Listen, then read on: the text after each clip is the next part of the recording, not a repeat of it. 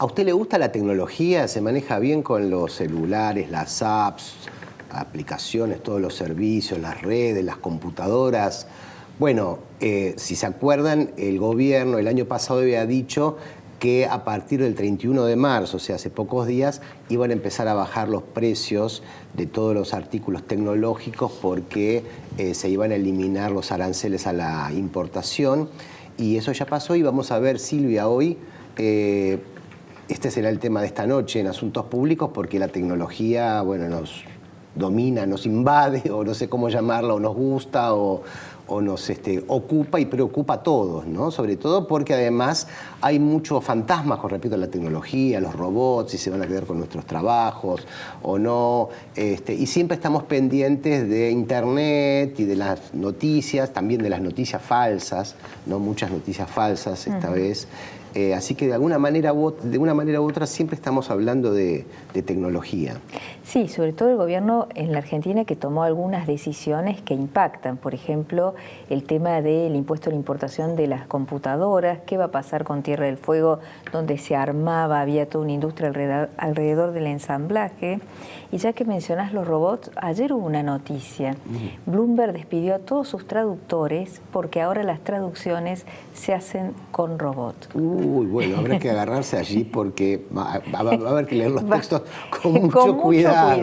Con mucho cuidado. Bueno, pero para ilustrarnos sobre lo que está pasando, y está con nosotros Enrique Carrier, un experto y que sabe todo lo que usted siempre quiso saber y no se animó a preguntar, así que ahora vamos a preguntarle a Enrique. Gracias por estar esta noche en Asuntos Públicos. Gracias a ustedes. Y lo primero es, ¿ya bajaron los precios de las computadoras? ¿Ya se puede comprar más tranquilo o hay que esperar todavía?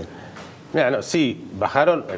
Primero empezaron a bajar a partir del anuncio que fue a fin del año pasado, donde lo que hubo de alguna forma fue como una liquidación de stocks de lo que se había producido en Argentina.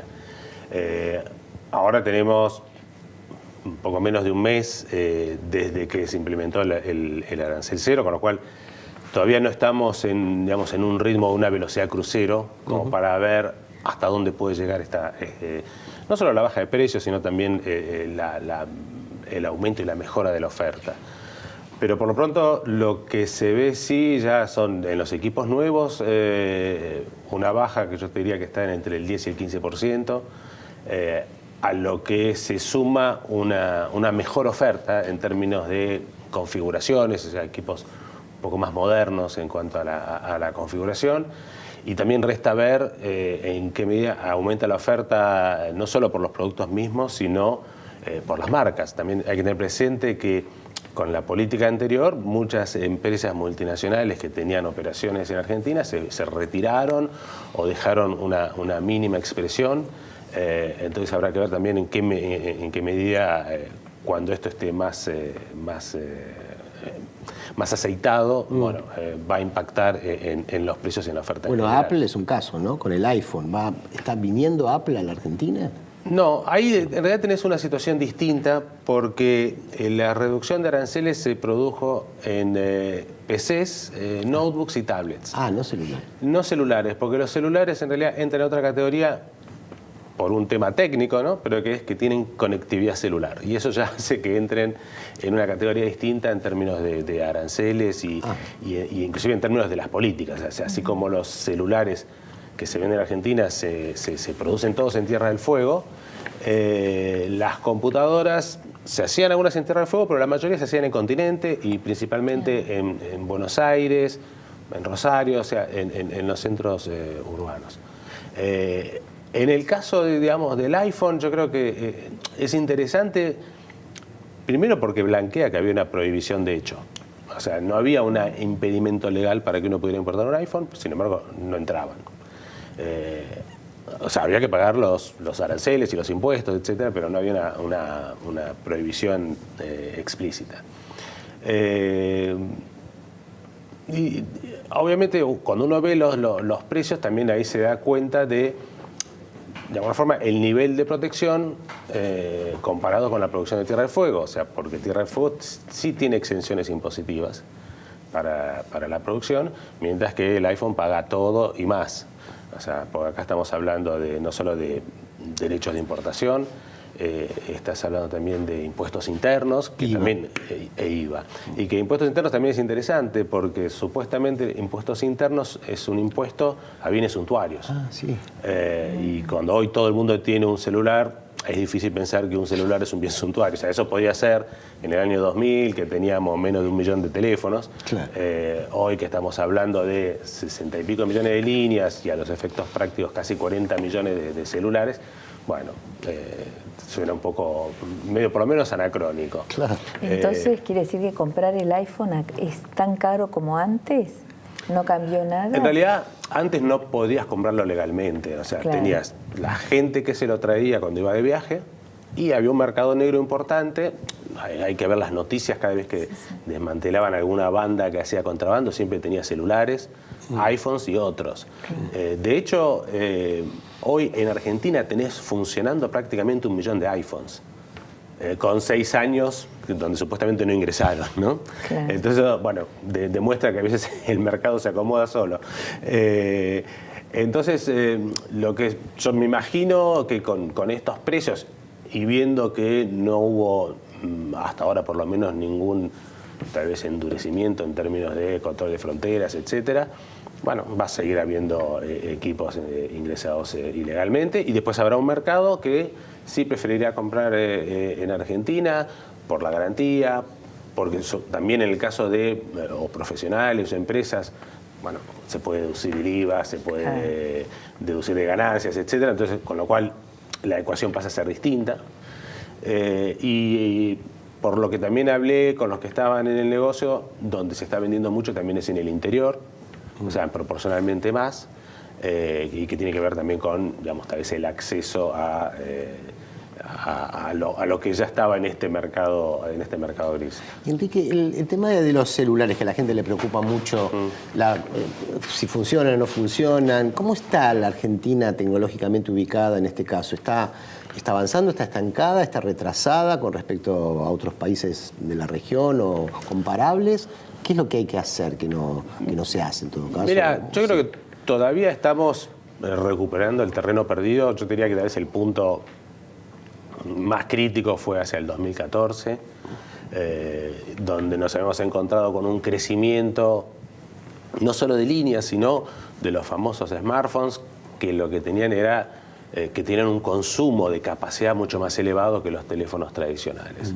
Y todo eso sin que se hubiera aumentado la capacidad de la red, que estaba muy atada también a la disponibilidad de espectro del aire que se usa para transmitir las comunicaciones. ¿Y ahora se está invirtiendo más en ampliar la red, los operadores? Sí. A partir de la licitación de 4G, que habilitó nuevo espectro y que habilitó también una tecnología que es más eficiente en el uso, empezó a mejorar la situación.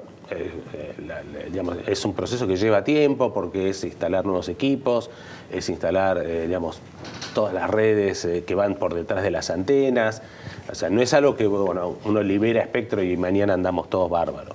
Es más, todavía de lo que se otorgó, y estamos hablando de diciembre de 2014, hay una parte de ese espectro que todavía no está totalmente entregado, porque hay algunos conflictos con quienes lo usaban antes, etcétera. Entonces, estamos mejorando, se han hecho inversiones importantes. En el último año, la relación de la inversión con respecto a los ingresos es sensiblemente más alta que tal vez la media, inclusive en países desarrollados, pero bueno, venimos corriendo de atrás. Entonces, a veces hay que tener un poco de paciencia, pero creo que más o menos todos hemos notado cómo en algún momento fue realmente crítico, que no podíamos ni hablar. Hola. Claro, que se cortaba. Sí. Y Ahora es cierto, eso ha mejorado, pero tampoco hay que quedarse dormidos, porque también el crecimiento de la demanda por capacidad se mantiene. Entonces no es que yo pongo esta red nueva y ya estamos, sino que hay que seguir pensando en nuevas tecnologías, en más porciones de espectro, o sea, porque hay que ver que el espectro es un poco como la avenida por donde circulan esos datos, y si cada vez tenemos más tráfico hay que agregar carriles. Entonces, bueno, lo que pasa es que hay que ir corriendo delante y no detrás como hicimos hasta ahora, ¿no? O sea, ¿cómo es el consumidor argentino de tecnología? ¿Tiene alguna característica singular o...? Mira, somos bastante ávidos en el consumo de tecnología, comparado con países de similares situaciones, con países de la región, tanto en términos de penetración. La penetración de 4G creció muy rápido en Argentina, o sea, partimos de estar obviamente muy atrás a hoy estar tal vez en el tercer lugar a nivel regional en términos de penetración y creciendo muy rápido. Y también la prueba está en que siempre le buscamos la vuelta, si no nos deja entrar el teléfono, vamos a buscar en otro lado. La verdad que se adopta bastante rápido, y eso evidentemente siempre es bueno. Ahora obviamente influye que la situación macro no es tan para arriba como en otros momentos, entonces bueno, hay un poco un freno, pero te diría que dentro de todo, o sea, hoy estamos atravesando un momento particular, pero no es que no haya ganas, a veces no hay plata. Vos hablabas del 4G. ¿Existe el 5G? ¿Ya se está hablando del 5G? Existe, todavía no existe comercialmente.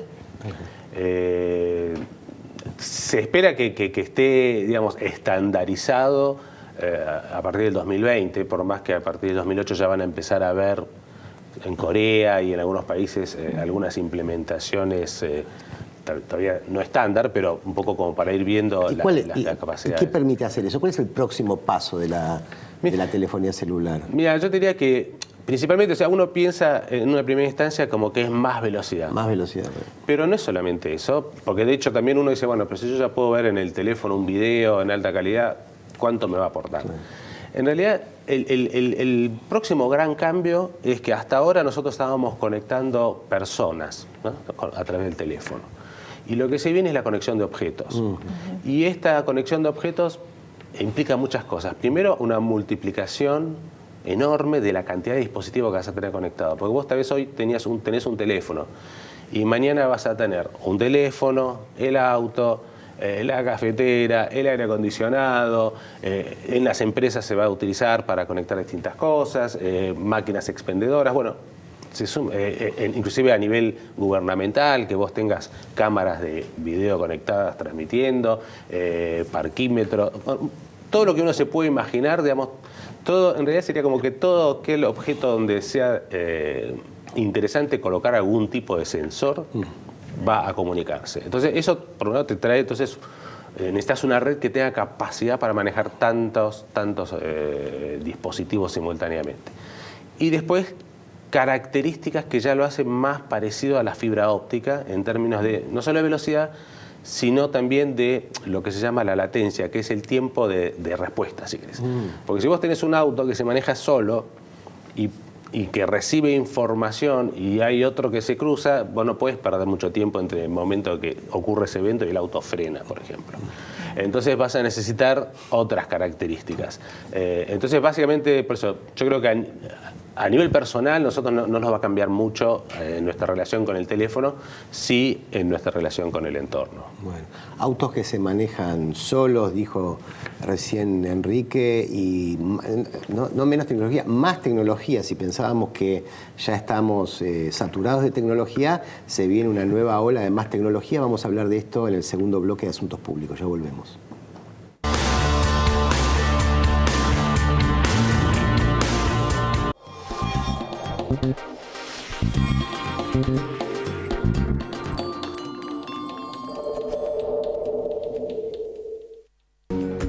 Invertimos en la mejor tecnología para conectar a los argentinos.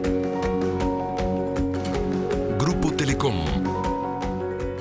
IRSA. Somos la mayor empresa argentina inversora en bienes raíces. IRSA. Líderes en real estate. Osdeneo 1825.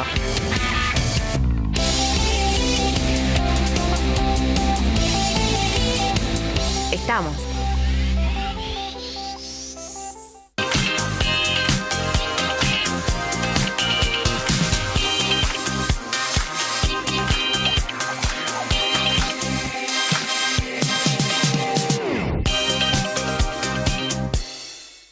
Auspicia este programa.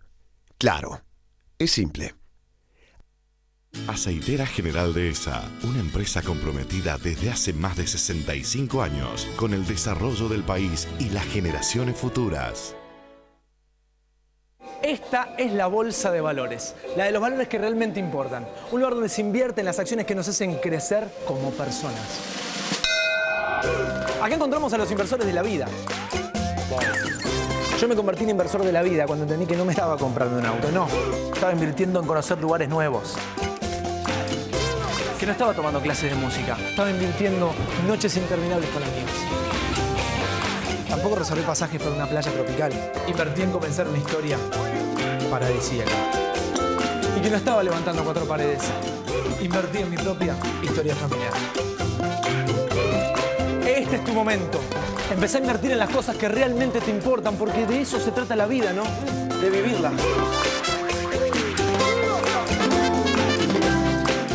El fruto de nuestro trabajo es parte de tu mesa. Por eso queremos que nos conozcas. En Monsanto ayudamos al campo a producir más alimentos cuidando los recursos naturales. Entrá a Descubrir Monsanto y sé parte de la conversación. LATAM y vos. Juntos, más lejos. Auspicia este programa Banco Provincia.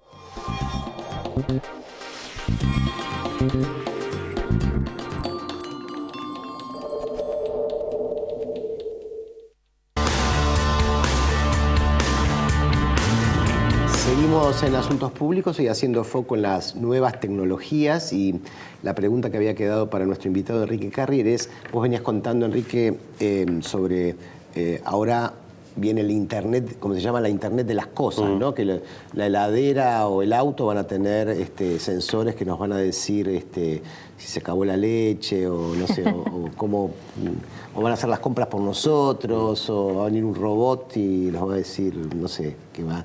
Muchos temen que se queden con nuestros trabajos, y ahí en Estados Unidos hay mucha paranoia con respecto a esto, ¿no? Y hay muchos estudios que dicen, ojo, que la próxima ola tecnológica son los robots que van a desplazar el trabajo humano. ¿Vos creés esto es una fantasía, es una realidad? ¿De qué depende?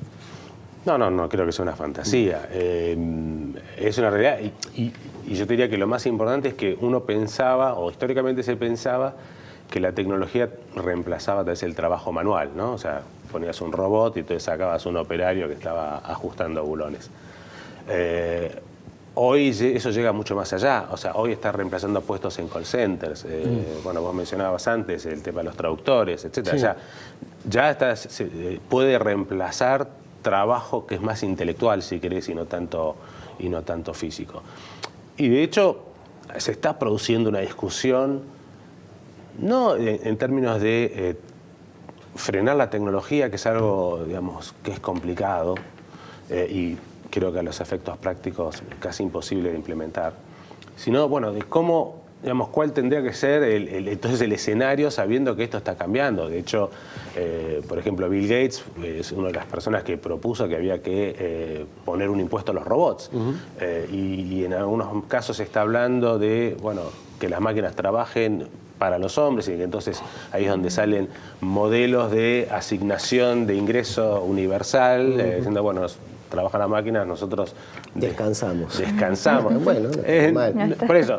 Claro, la robotización depende cómo se haga, puede ser buena o mala, ¿no? Claro, yo creo que como siempre suceden estas cosas, como en la revolución industrial, lo complicado es la transición.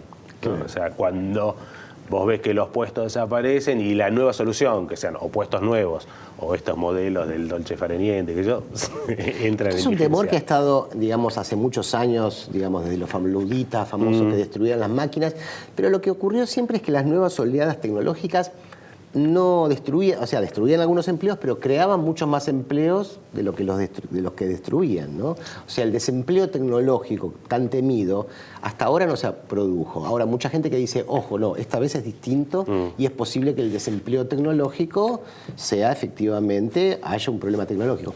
Pero uno ve que los países que más robots tienen, como Corea o Alemania, son los que menos desocupación tienen. O sea que uno podría decir, bueno, al final de todo, los robots no son tan malos. Sí, lo que tenés, digamos, creo que el factor que es diferente ahora es la aparición y sobre todo el desarrollo de la inteligencia artificial. Porque, como te decía antes, vos antes estabas reemplazando un trabajo mecánico, físico. Del momento en que las máquinas aprenden del uso y pueden, entonces, así como vos pensás que estás chateando con una persona y en realidad te estás chateando con un robot y que esa persona te entiende tu lenguaje y te va a contestar y vos tal vez no te das cuenta que estás hablando con una máquina, que no es lo mismo que un IBR cuando se apriete 1, apriete 2 y va a hacer tal cosa, sino que es alguien que establece un diálogo y que te puede entender, inclusive que te puede entender los matices hasta de la pronunciación. Lo que vemos con los teléfonos, con el Siri, los famosos en los smartphones, donde vos le hablás y el teléfono te contesta y te da la información. Yo creo que eso es tal vez la gran diferencia y donde en alguna medida cuesta ver cuáles van a ser el tipo, en todo caso, de trabajos que vamos a poder hacer que no pueda ser realizado por una máquina.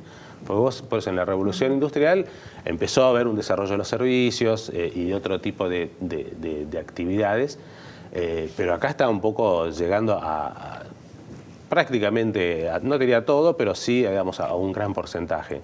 Entonces yo creo que esto, evidentemente todavía nadie tiene la respuesta, pero es algo, y si además vos ves a la velocidad que se van desarrollando las capacidades de inteligencia artificial, que son exponenciales, y digamos, lo que hoy vemos dentro de 20 años va a parecer prehistórico. Y en 20 años espero estar vivo todavía, tal vez no trabajando, pero sí, tal vez mis hijos, y sí van a tener que... Tenemos que seguir hablando contigo y no que te reemplace un robot, por ejemplo. Claro. Bueno, no sabemos. Es interesante lo que decís de que las máquinas aprenden, en la inteligencia artificial, aprenden los procedimientos y escalan un nuevo nivel. Sin embargo, hay quienes dicen que hay algo que las máquinas por ahora no pueden hacer. Por ejemplo, acomodar los autos en un parking, porque tenés que ponerle tal cantidad de información para que pueda detectar espacios, tipo de autos, etcétera, que es difícil hacer esa operación. Yo no lo creo. O sea, bueno, hoy ya tenés autos que se manejan solos. Claro. Sí, por eso decía en el estado de California ya está aprobado legalmente los autos autónomos, por llamarlo de alguna forma, de conducción autónoma. Y obviamente estamos en los primeros pasos, pero es algo dentro de todo bastante sencillo, o sea, teniendo sensores donde el auto ve lo que hay alrededor, etcétera. Yo creo por eso va a ser difícil, o sea, tal vez algunas cosas hoy, digamos, que tengan que ver, bueno, tal vez hay cosas artísticas, pero inclusive eso hoy podría ser cuestionado. O sea, hubo un caso hace muy poco en Japón de una agencia de publicidad que hizo una publicidad con un robot con inteligencia artificial y hicieron otra de forma tradicional. Y la verdad que no había forma de decir cuál era, inclusive a algunos les había gustado más la que había hecho el robot. Pues digo, no, el escenario no es muy hoy optimista, pero no hay que dejarse estar, no hay que pensar, bueno, no, esto a mí no me va a pasar porque es probable que sí. Bueno, de hecho, inclusive a veces hasta en agencias periodísticas estaban reemplazando periodistas por máquinas que iban viendo las fuentes y que podían redactar una noticia en base a ciertos parámetros que uno le ingresa y a medida que va aprendiendo y de cómo lo hacían los periodistas humanos, etcétera. Por eso digo, no hay... Eso ya está sucediendo. El Wall Street Journal, toda la información de bolsa es a través de robots. Las carreras de caballo en Inglaterra también son las máquinas las que cargan los datos. Son como formularios en realidad. ¿No? Eso es ahora... Son mecánicos. Claro, pero hay computadoras ya que escriben crónicas. El tema es cuando se habla de inteligencia artificial, ¿no? Uno piensa decir, bueno, van a ser inteligentes como nosotros los humanos, o sea, inteligencia... o sea, que no es una inteligencia computacional, ¿no? El problema es que el cerebro humano, la mente, mejor dicho, es algo más que una computadora. Aunque muchos ingenieros dicen es lo mismo que una computadora, la inteligencia emocional, la capacidad de soñar, de crear, no sé, puede una computadora escribir poesía, puede, no sé, puede soñar, puede amar, ¿no? O sea, ¿qué es la inteligencia artificial? ¿O qué es lo artificial de la inteligencia que no es humano, ¿no? Mira, ahí ya tal vez sería un tema para hablar. Casi filosófico. Sí, con filosófico o con un neurólogo que te pueda dar más precisiones. En el minuto que nos queda todo esto. Pero, claro, no, pero lo que sí tenés es que históricamente se pensaban las máquinas vienen atrás porque el cerebro es una computadora muy poderosa. Y lo que se está logrando con las nuevas tecnologías es lograr llegar a esa capacidad con las computadoras, cosa que antes no pasaba. Antes la computadora ordenaba, pero no tenía esa capacidad de procesamiento tan grande que hoy está empezando a lograr. O sea, así como hace unos años una máquina le ganó al campeón de ajedrez, y al que de eso era Go, al de Go en China. Por eso que todavía que decir, bueno, es algo bastante mecánico, pero estamos hablando hace unos años, o sea, y si uno ve cómo evoluciona, cómo está evolucionando, por eso, de acá 15, 20 años, va a ser realmente significativo. Entonces, bueno, evidentemente yo creo que eso es un tema que hoy preocupa, no particularmente tal vez a la industria que está en esto, pero sí que tendría que preocupar a los demás, inclusive a la política, porque es también imaginar cómo va a ser la dinámica de nuestra sociedad dentro de unos años. Extraordinario. O sea que las películas que vemos de ciencia ficción pueden llegar a convertirse, no ser tan ficción, sino a convertirse en realidad en 15 a 20 años, muchas de esas cosas. Y ni hablar 50. Claro. Bueno, no sé cómo vamos a dormir esta noche, pero a lo mejor soñaremos con robots. Gracias, Enrique, muchas gracias por estar con nosotros. Esto fue Asuntos Públicos, hasta el jueves que viene.